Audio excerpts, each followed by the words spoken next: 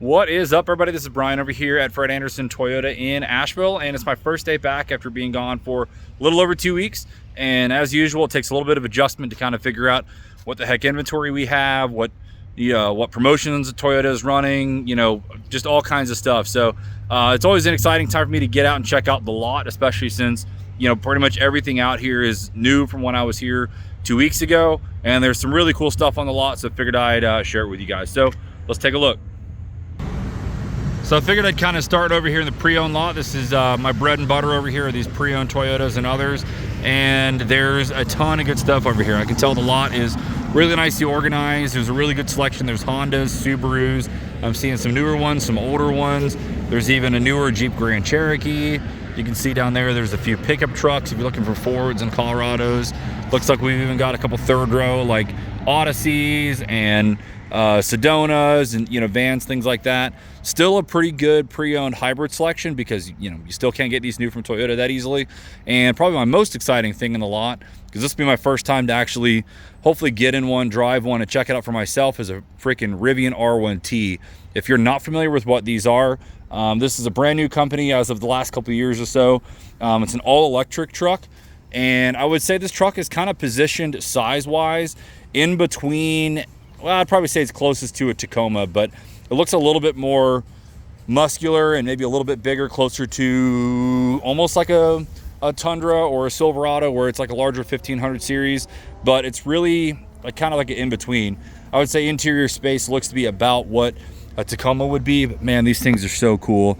It's a pricey truck. I'm not going to pretend like it isn't. If you know what an R1T is, you probably know the pricing, and this one's about $82,000. Looks like it's a 23 with 6,500 miles on it. Looks like it was one that we purchased from looking at the stock number here.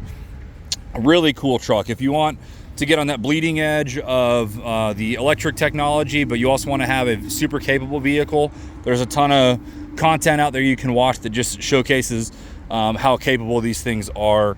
They've got this built-in tonneau cover here, kind of like in a lot of other vehicles. They've got storage in the back. You can see it's got load leveling suspension or air ride suspension, so you can raise it or lower it. I think it's got like 6 inches or 5 inches or something like that of total, or maybe it's less than that, but either way, it's got a ton of ground clearance. It can adjust as it goes. They've got this pass-through gear tunnel under here. So just a really cool truck. Happy to see one here, and I'm looking forward to actually maybe driving it myself. And honestly, if you're into this kind of stuff, I would love to be the one to send this home, as it's kind of one of those things where if I can't buy it, I'd like to sell it. So yeah, pretty cool. We'll move on.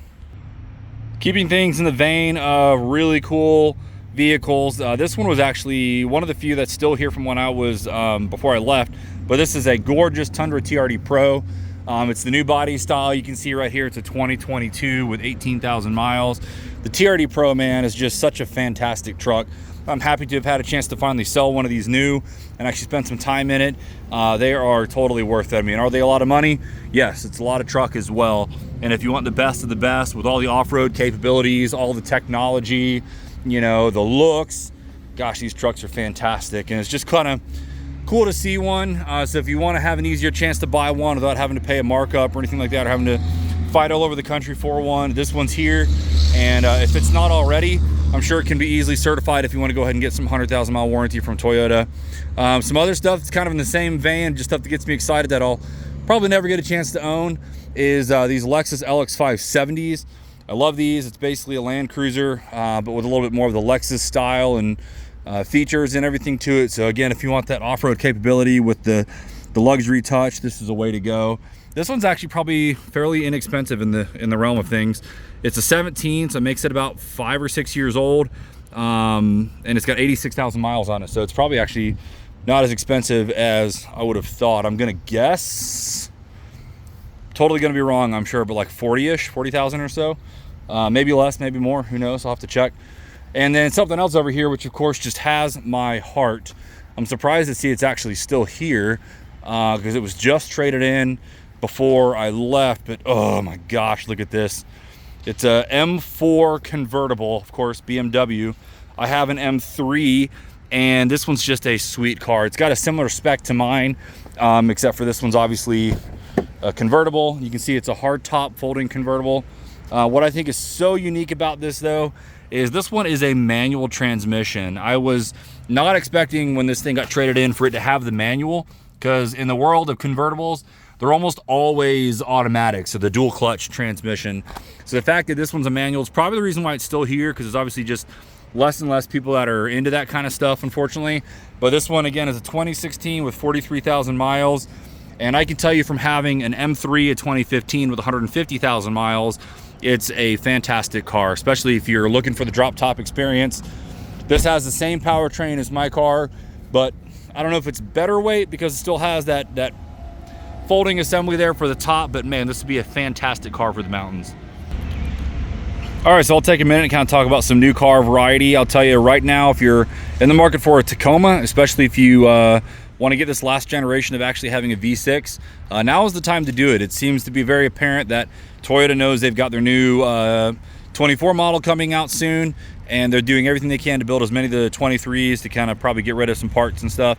So if you're looking to get a V6 Tacoma before that's a thing of the past and they go to the iForce Max and everything, I would definitely scoop one of these up.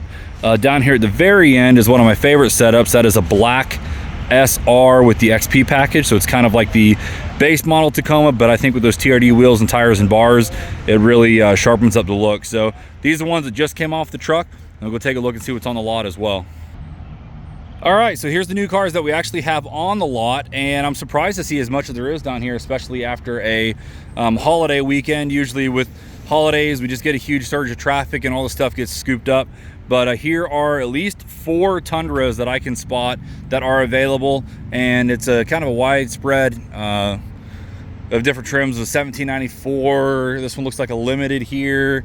Here's one that's a platinum with the iForce Max if you want to get that maximum power. The same powertrain as what's in the TRD Pro over there. And speaking of that iForce Max, I did see there is a Sequoia over here, which is fantastic. I don't know if it's a 4-wheel drive or a 2-wheel drive. I'd have to take a look at it, but that's a really cool thing to see. There's a 4Runner and the newer TRD Sport model. You really just don't see these a whole lot just because they're not making a whole lot of 4Runners still. Let's see what's the story on this one. So 4x4, I'm actually shocked at that. I figured this was gonna be a 2-wheel drive if it was gonna be sitting here on the lot. But the TRD Sport is a kind of a unique trim model because it's a TRD model. It's not like the TRD Pro or anything like that, but it gives you some of the, almost some of the features of the Limited where you have the nicer interior. This one doesn't have the heated seats, but those are easy to add aftermarket. You can see it's got the 4-wheel drive selector there, and then it's got the wheels off the Limited, which is kind of an interesting look. And you also get the hood scoop off of the TRD off-road package, but then you get the bumpers and some of the side steps off the Limited. So, but it's interesting because they've de-chromed most of it. You can see the front bumper is all one color, so it's, I think, a better look than the Limited, but it's kind of interesting because it's got that like blocky kind of squared off look that the Limited has, but I do think it looks a lot better in my opinion. But there's a few more Tacomas over here. Looks like there's at least a couple Camrys. There's a Corolla, and there's a BZ4X, which unfortunately these aren't selling as well as I think Toyota would hope they were. But I also think that's Toyota's fault because I don't think they're doing a great job in marketing this car. In fact, I'd be willing to bet most of you watching this video probably aren't aware of what the BZ4X is, but it's Toyota's first all-electric car in a long time. It's about the same size as like a RAV4 or a Venza, maybe just a little bit trimmed down, but it's their crossover vehicle.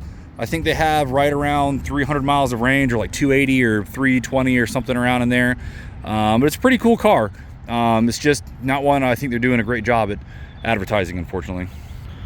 All right, so that should do it for now. I mean, you can see these videos tend to run long pretty easily just by walking the lot. Obviously, I spent a lot more time walking the lot, but I just wanted to showcase a few of my favorites and why I like them. There's a ton more stuff here. I think I saw we have about 196 pre-owned cars, and if I was to guess, there's probably 30-ish or so new cars that are sitting here. Plus, I'll be diving in because we got an allocation yesterday on the 4th of all days. So that means there's more cars coming our way. So if you liked anything you see here, if you have any questions, feel free to shoot me a text, call, or an email. And as always, thanks for watching and have a great day.